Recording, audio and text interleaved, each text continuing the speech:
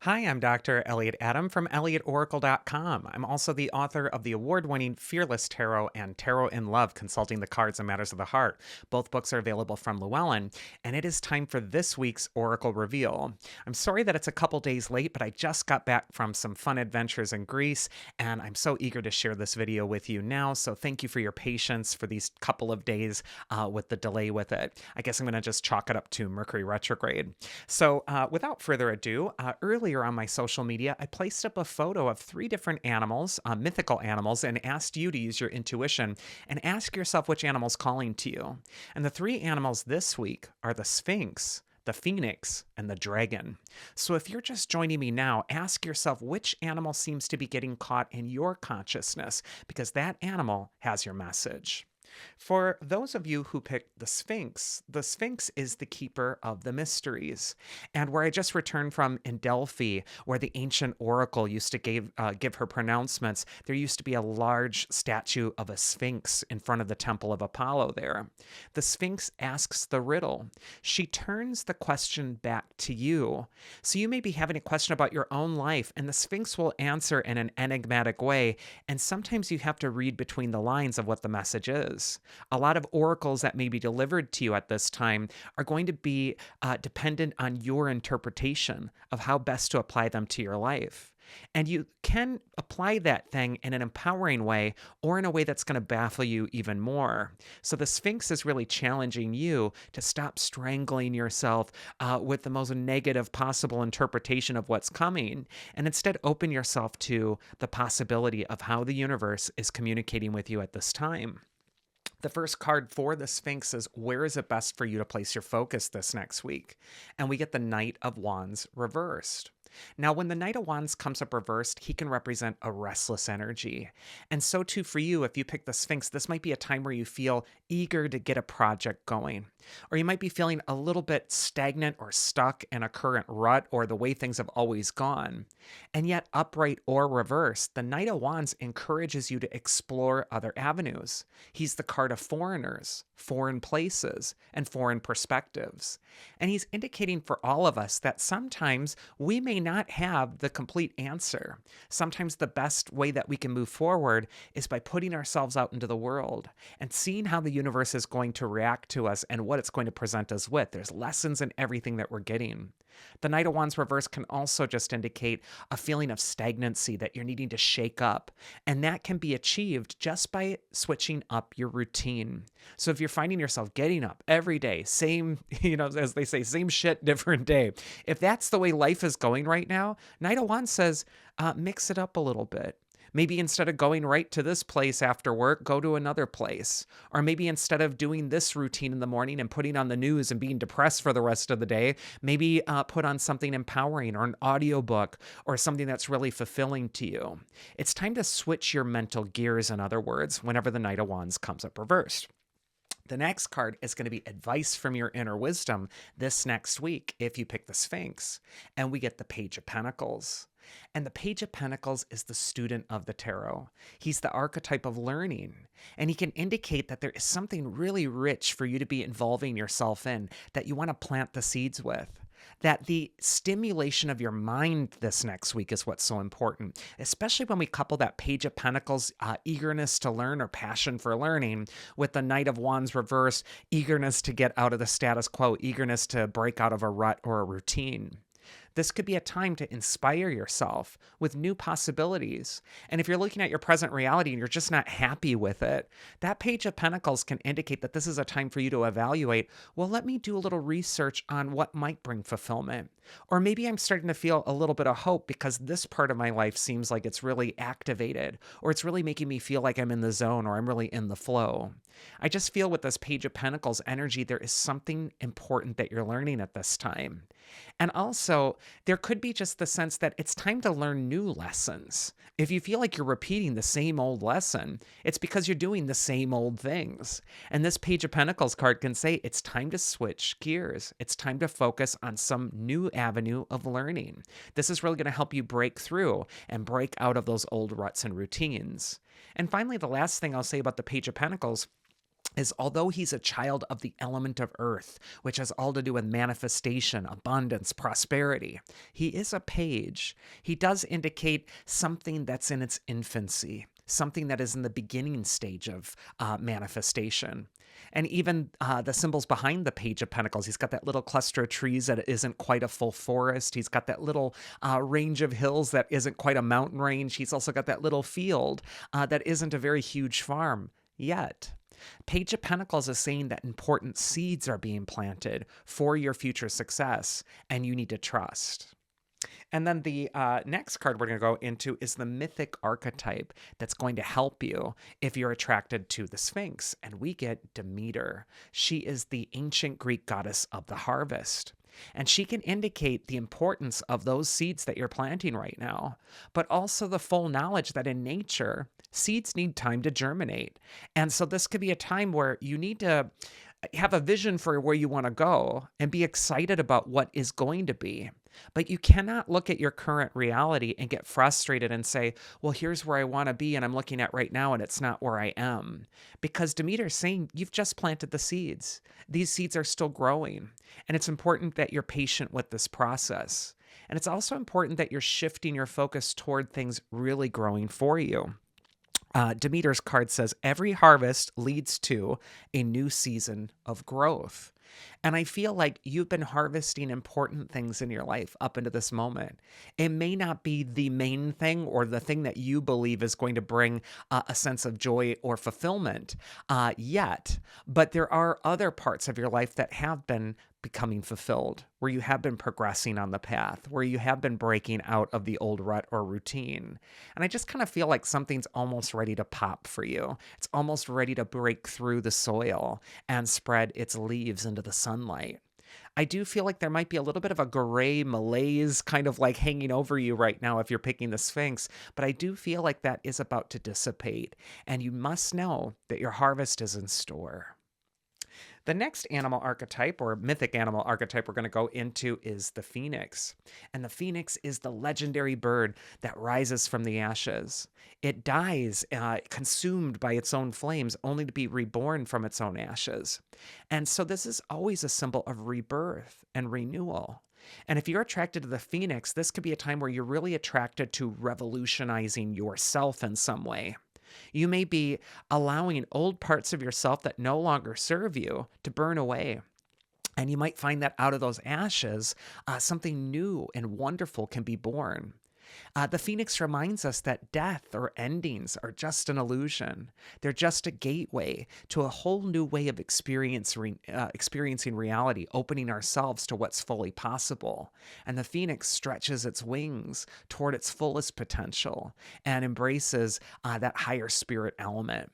So I just feel if you're attracted to the the Phoenix this next week, this could be a time for you to rise above old limits, but it also could be a time for you to throw into the ash heap of your past history anything that isn't serving you at this time. The first card for Phoenix is, where is it best for you to focus? And we get the Four of Wands, which for me is a card of joy. Joy is absolutely going to be the gateway that opens you up to the experiences that you're really wanting. The Four of Wands is a card of celebration. It just shows a party happening on the card where people are celebrating, they're enjoying themselves. And yet, with that celebration, with that Four of Wands card, there is the sense that that joy is what's going to really let you shift mental gears, tune into a new radio frequency of success or fulfillment. And this is also a card of surrounding yourself with people that make you feel joyful or happy. It's so important that you're being selective about what kind of frequency you're tuning into, and even maybe the people that you're predominantly engaging with. Maybe you're needing to put some boundaries up. Or maybe you're even needing to detach or create some space for yourself to feel some joy before you're kind of just opening yourself to anybody and any old mood. Four of Wands can also indicate, though, that at this time, there is something important for you to celebrate in your own progress. And celebrating those small successes, it's the same as gratitude. It's the same as saying, I'm so grateful to be here because I did this and I got through that. And even if it's just a small little victory today, I did that. I'm pushing the needle toward what I really want. And when you switch into that frequency, you start to open your heart to new possibilities of even more joyful things coming. So I do feel like this is a time for you to stop waiting for some future day and to feel good right now, to look around you at what you can feel good about right now, even if it's just getting out of bed and making some sort of a choice for yourself that's helping to improve your life in a small way. That's a huge victory, especially if the alternative was feeling stuck and not getting anywhere and feeling discouraged and not doing anything with that. This is a huge victory. So I feel like you just need to take those small, doable bits right now toward your joy. The second card is going to be advice from your inner wisdom. And we got a doozy here with the Five of Pentacles. And the Five of Pentacles has been called the poverty card in the tarot. The Five of Pentacles can indicate for you that this might be a time where you're needing to turn away from what you think you're lacking or what you think is out of reach for you. On this card, there's these humans who are walking past the church and they're feeling like they don't belong in there. They're untouchable. They're sick. They're in the snow. Nothing good ever happens to them. How could they ever feel invited into that warm church? That's not their place, is it? Society's told them that. Other people have told them that. And what the Five of Pentacles really highlights for us is not so much poverty in a financial sense, although it can manifest that way. But what it really shows us is how we really feel about ourselves and our self-worth. Do we feel that we have a seat at the table? Do we feel worthy of going within into the warmth? Do we feel worthy of being well and getting out of the snow? And so Five of Pentacles is all about opening your heart to the possibility of feeling joyful again. And I almost get the sense with the Phoenix that the thing you're needing to throw on the ash heap of your history is this poverty consciousness, a sense of worthlessness, a sense of inability to accomplish. It's always an illusion. And you are in the driver's seat of your life. And although we can't just think a thought and magically change life immediately and see it switch, we can start to make small improvements where we start to see the possibility for ourselves, where we start to celebrate those small little victories and use that as evidence for why we're worthy and why we're improving and why we're deserving of the best of the best. And so I do feel with this Five of Pentacles energy for you, that this is a time for you to turn away from anything that's making you feel less than. It's time to revitalize yourself, be reborn from the ashes of the past, from all those old feelings that might have kept you limited before, and put your focus on what makes you feel good. Who makes you feel good? What energy is just so sumptuous to savor in your life? That's what you want to throw yourself into at this time because you are worthy. You are valuable. And even if you are struggling with an inner shadow that's telling you you aren't, listen to me. You are worthy. You are valuable. And it's so important for you to recognize that worth and value right now. And see if there's some fight left in you. See if you can defy that narrative. And if you've been programmed by society, other people, your ancestors, culture, whatever, that's telling you you can't achieve or succeed or do something or overcome an old blockage, it's all an illusion. You absolutely can. It's time for you to focus on what's best in you. And the mythic archetype that's going to help you this next week is Kairos. And in ancient Greek, Kairos, he means time, the right time. He's an archetype of divine timing. And so Kairos could say that everything is going to line up in its divine timing for you. The right time is now to start focusing on what you can open up to in the future for your own worthiness. And his card says, trusting that opportunities find me, I have the time to proceed at a comfortable speed. And that's what you need to do is relax. There isn't this frantic, mad dash to completely overhaul yourself at this time. Even the Phoenix needs a little bit of time to reemerge from its pile of ash. And I feel like the right time is coming for you, the right time for opportunity or rebirth or shifting your mental gears toward what's going to really make you happiest. And it begins with celebrating the small successes you're making right now and abandoning anything that's making you feel unworthy of that in the present moment. And then the final animal is going to be the dragon. But if you do want to stick around for one final card, there will be one card for the collective after I get through all the three animals. So I will apologize for not suggesting that at the beginning of the video. But for those of you who stick around, there will be another card. The final animal is the dragon. And dragons are symbols of power.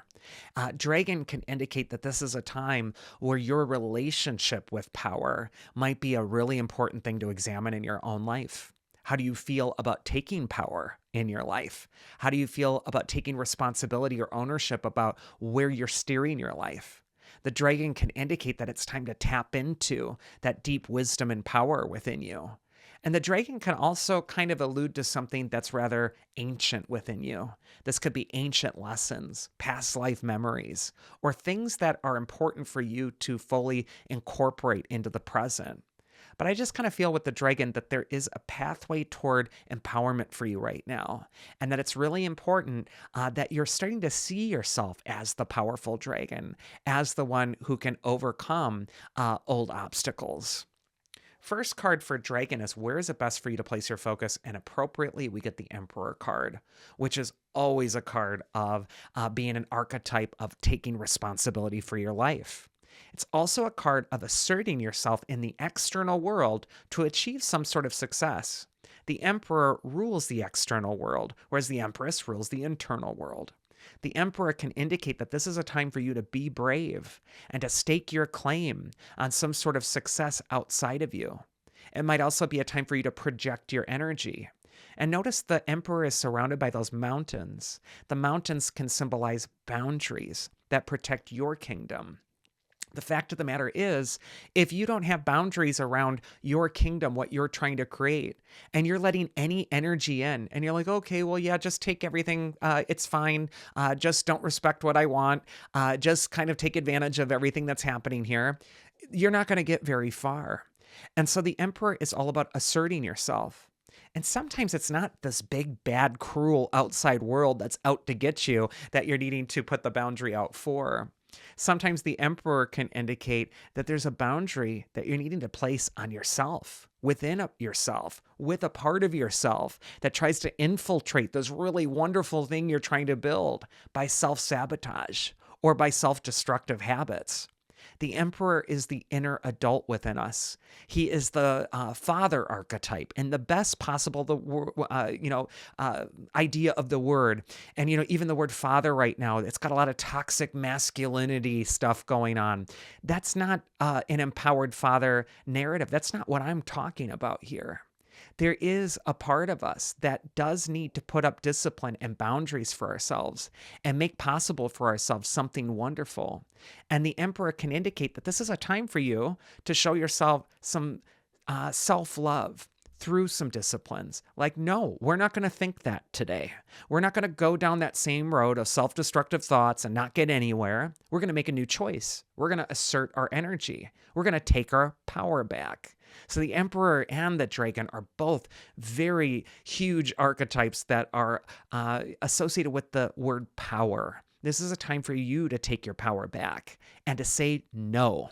Say no when someone is stepping over your boundary. Say no when you know you don't want to do something and you're feeling like you need to people please right now and do something to make someone else happy and it's sapping your energy. Say no when your inner Emperor is bellowing no and you're meekly saying yes to please people just to be liked by somebody else.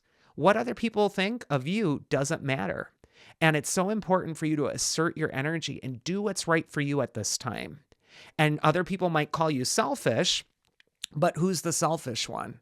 Because what they're really suggesting to you is do what I want you to do to selfishly make me happier. And the Emperor can say, I can see through that trick. I'm not going to conform my life around you to make you happy with you and okay with your experience when it's sapping my power. So this is a time to, I don't want to say get angry, but you might want to tap into some righteous indignation and make some choices for your own life that are really making you focus on establishing your power. The advice from your inner wisdom this next week is the Queen of Cups. And she's an archetype that says that you want to balance that bellowing, no shouting emperor with a sensitive part of yourself that really trusts how you feel about something. The Queen of Cups teaches you that feelings are your barometer for whether or not you're on the right track. If you're not feeling good right now, that means you're out of alignment with your purpose, your path, what you really want. And maybe you're off that alignment because you are trying to please others or you are trying to acquiesce. And I get it. Sometimes we can't change that immediately too. Sometimes we got to go to a job that we hate or deal with an especially difficult person. But the Queen of Cups can say, if you're feeling uncomfortable about those aspects, you don't want to sit and wallow in that. And you don't want to get into this kind of place where you're like completely passive to what's happening. You might want to hatch a plan with your inner emperor and say, okay, here's how we're feeling. How do we get out of this? How do we hatch a plan for steps we can take to start to take our power back? Because the fact of the matter is, life can change. So much can happen in 1 year if you're willing. And so this is a time for you to kind of sit yourself down and talk to yourself in a very candid and honest way about what you really want at this time. And then the mythic archetype that's going to help you this next week, interestingly, is Hypnos. And Hypnos is the god of sleep in ancient Greek mythology. It's from hypnos that we got our word hypnotize from. And Hypnos can indicate that this is a time for you to get more rest, that you might want to as well take a rest from other people's issues, other people's expectations on you, and really focus inward on what you're feeling and what you're wanting to manifest or create in your life, and to know that it's absolutely possible. Hypnos can lead you to the land of dreams. And so too for you at this time, this could be a time where you're really clarifying, what is my dream? What is the dream that is my life that I'm creating right now? And if it's a nightmare, how do I switch gears and start to focus on a new dream for myself? Hypnosis card says, I expand through the world of sleep and dreams. And so too, Hypnos can indicate that there could be messages coming to you in your sleep, in your dreams. Sometimes we're so embedded in what's happening in the external world. We're so triggered by it. We're so angry about it or frustrated that we can't really see what our inner world's telling us. And yet when we go to sleep at night, that's when we sort of let the external world, the external issues or problems go to the side. And we return to our source. We return to our inner self. And the external world does not penetrate that necessarily. And so too, I think that this card is saying with Hypnos that your dreams are communicating to you what you really want or where you need to go. And you need to trust those dreams, trust those things, and know that they can absolutely manifest for you. And it can also just indicate that you're needing to find rest, peace in your soul. Trust the Queen of Cups. When you feel good about where you're going, when you feel at peace with yourself, when you feel like you're at ease with what you're doing and it's almost like blissful and enjoyable, that means you're on the right track. Keep doing that thing.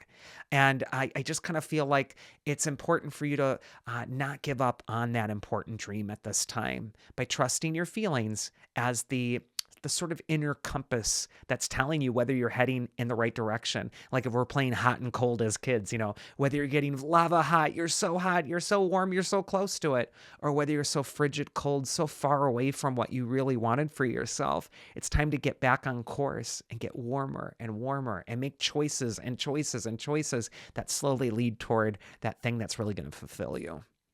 And I have one final card for the collective, but before I get into that card, if you find my videos useful, please do like and subscribe to my YouTube channel, and why not share the video with a friend? It's fun to have them pick an animal and compare your messages together, and sometimes a friend can illuminate for you sort of what you didn't see in your own oracle, so it's sometimes fun to get a little bit of feedback there. Also, if you enjoy my style of readings, you can absolutely book a one-on-one tarot session with me at Elliotoracle.com. And I also have gift cards available, either virtual or actual physical gift cards that I can mail to you, but they make the perfect gift for the holidays if you're thinking of surprising someone with a gift that they will absolutely never forget. And now, with all that housekeeping out of the way, let's go into the final card for the collective, which is very interesting. It's the Five of Wands. And, for me, the Five of Wands is a card of competition, struggle. We see these 5 adolescents. They're all battling with each other. They're all trying to prove who's got the biggest stick. They can represent the part of us that always wants to be right, because by being right, we somehow won, right? And we kind of proved how someone else isn't virtuous because we actually have all the virtue, and we're virtue signaling to everyone else to show that we're actually good and these people are bad or this situation's negative. And yet the 5 of Wands shows the immaturity of that life approach.